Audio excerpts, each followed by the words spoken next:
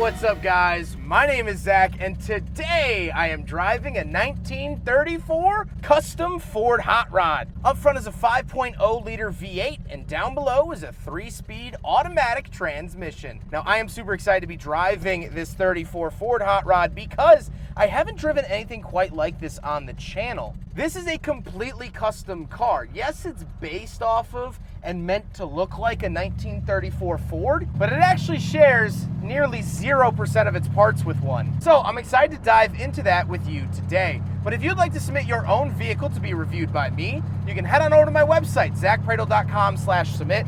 It's a quick and easy submission form. It takes under a minute to fill out, and I come out to you. But let's get back to that 5-liter V8 up front. Well, it's actually a Shelby crate engine that a previous owner put into here. Makes about 245, 250 horsepower, so it's not crazy, but it definitely gets the hot rod moving along, and it has that signature V8 rumble to it when you're driving it, and that's what you really want in a car like this. Now, like I said, paired to it, it's a 3-speed automatic transmission. It's a C4 transmission, again from Ford, and that was very important to the owner, that he kept it all Ford, because a lot of guys throw Chevy small blocks up front, or Hemis, or whatever. The owner wanted to keep it Ford, and so he did so with the engine and the transmission. And of course, to finish it out, it is rear-wheel drive, and it does have really low gears. They're 273s, so this car isn't really that fast off the line, but it loves cruising, and that's what I would personally want in my Ford Hot Rod. So how does it feel to drive the 1934 Ford Hot Rod? And I keep saying 1934, but really this was built about 20 years ago. Well, it's actually a lot more lovely than you would think. Now, I am yelling, there's not a lot of sound deadening, and the V8 is piped out right underneath my butt, so it is pretty loud in here. But the actual driving dynamics feel very modern, very comfortable. The steering is direct and moves the car around. It's not vague at all. The throttle is definitely responsive, and I'm actually very comfortable, which is nice to see. The only downside is with the interior, which is the kind of small steering wheel. I wish it was just a touch bigger, or if I had more cabin room. Because of the shape of the actual 34 body, it doesn't lend a lot of room to my left arm, so turning left can be a little bit of a nuisance. With that stuff out of the way, let's talk about the interior. Well, in front of me, I have 5 gauges.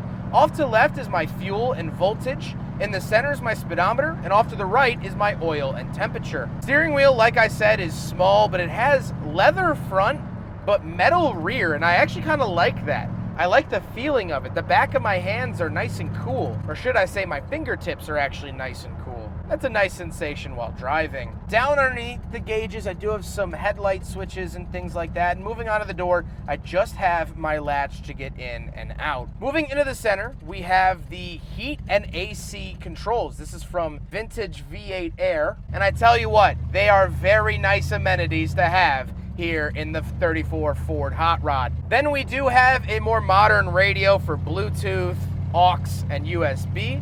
And then the shifter for the automatic transmission looks fantastic. I absolutely love this design. Feels very modern, but also retro at the same time. I like the sort of brushed aluminum look. But we don't have any cup holders, so the 34 Ford Hot Rod fails the big friggin' bottle test, but to be expected. Now, in between the seats, we have some very interesting options. So we do have the rear trunk release, because this does have an electronic powered trunk, and our power window switches. So this 34 Hot Rod has power windows built in. Absolutely love that modern amenity. The seats are actually pretty comfortable. They're not the most comfortable in the whole wide world, but for a vehicle like this, I expect my back to hurt, and that isn't the case. It's actually comfy, and taking a corner, I'm not thrown all over the place, besides the fact that I only have lap belts, which 34 Fords never came with seat belts as it is, but it's actually more comfortable than I would have imagined. Now, we don't have any back seats, but we will hop around the back and take a look at the trunk. So the button is between the seats here, and watch this.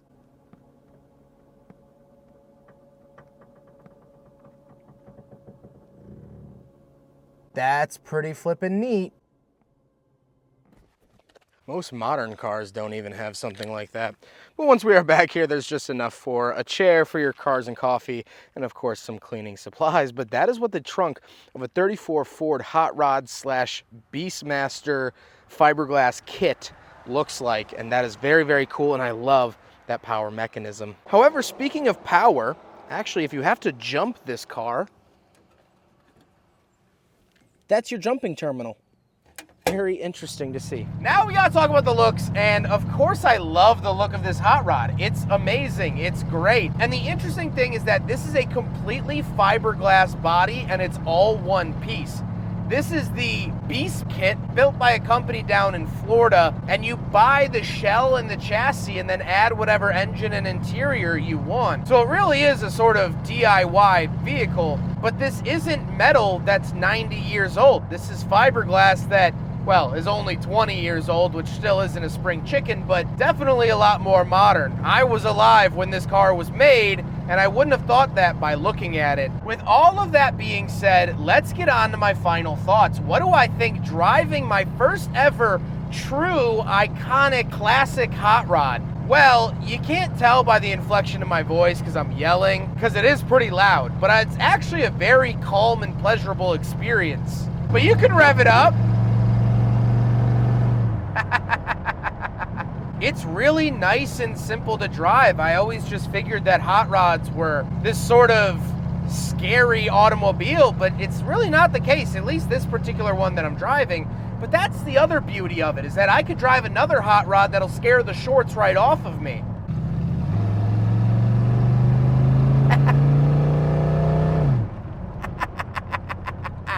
Yeah, baby! These cars are a sort of build your own destiny, and I love that. I've always found hot rodding culture interesting because the roots of this car, like I said, this car was built 20 years ago, but the actual roots of this car date back to the first ever modification of cars ever. You see, in the turn of the century, in the 1900s and 1910s, car technology wasn't very well known. There weren't really gearheads.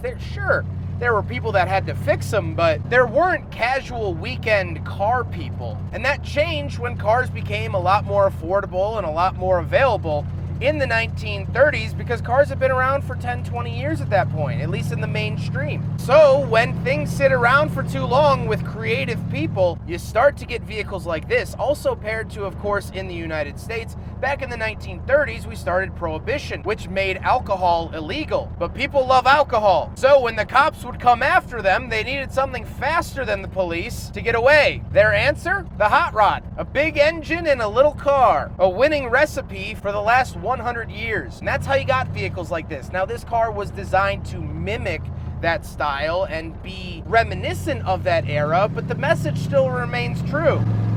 It's a big V8 in a little fiberglass car. I could just imagine that power trunk behind me, full of moonshine. Oh, look out over here. Oh, I'm looking out over the Oregon mountains.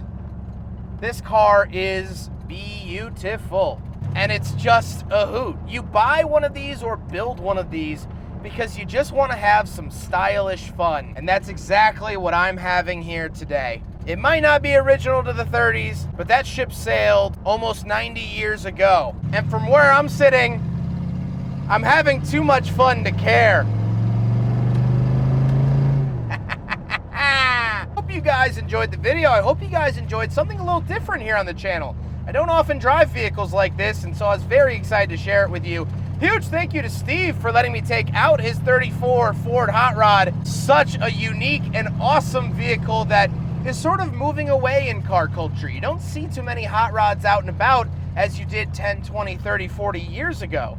And so I'm very, very appreciative that Steve brought out his for me to sample here today. But I hope you guys enjoyed the video. Don't forget to rate the video, comment on the video, and subscribe if you really liked it.